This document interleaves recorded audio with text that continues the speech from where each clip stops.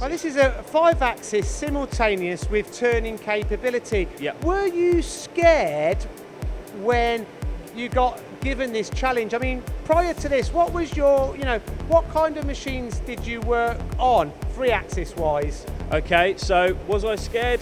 I was scared, I'm not going to lie about it, but you have to embrace these things. So prior to this, just a normal lathe, the horizontal mill. So coming onto this was a big transition. Still taking a lot to get used to. I haven't learned it all yet, obviously, but every day you learn something new. Brand new NP20 lathe here from Victor. This is your first Victor machine. Yeah. We'll get straight to the point. How pleased are you with the installation? Very pleased. It went exactly how I expected from the people we bought it off. It's cutting our run times down, and it's just a nice feeling to have a brand new machine that at one phone call anything you need is there. So.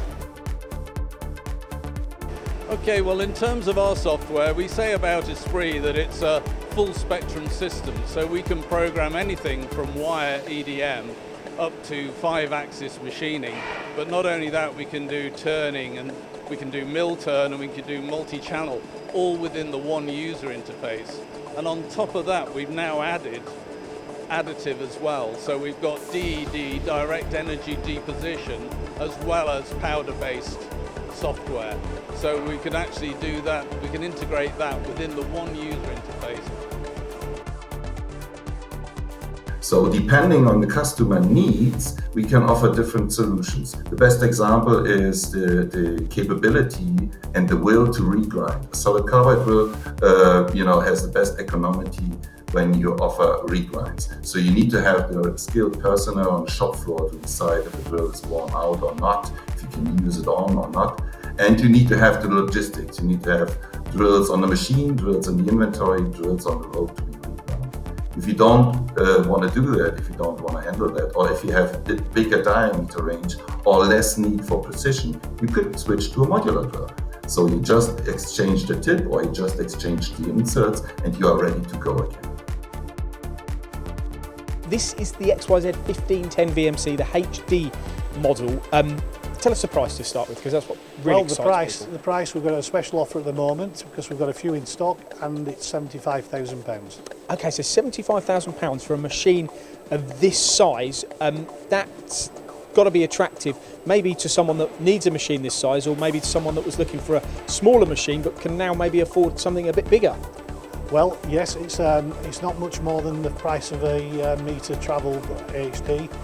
And it's 1500 millimetres by 600 by 600.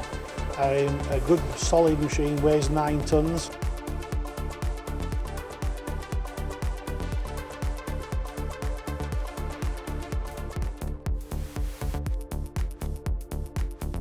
Good to see you. Very interested here to see this U630 from Spinner available from stock. Yeah. You do very well with the Spinner range here, don't you, at White House? Why do you think that is? It's a quality built German machine is what Spinner is, and they really major in complex machines such as the U36. This is the advanced model, full 5-axis machining centre. So here at the facility at Silverstone Park, we've got a range of different CMMs, different sizes and different technologies, and also access to the Hexagon portable equipment as well, the arm and also the absolute tracker. And what does the company do? I see you're making some fixtures. Yeah, we're a precision work holding company globally, doing various work for Rolls-Royce and Rolls-Royce Nuclear.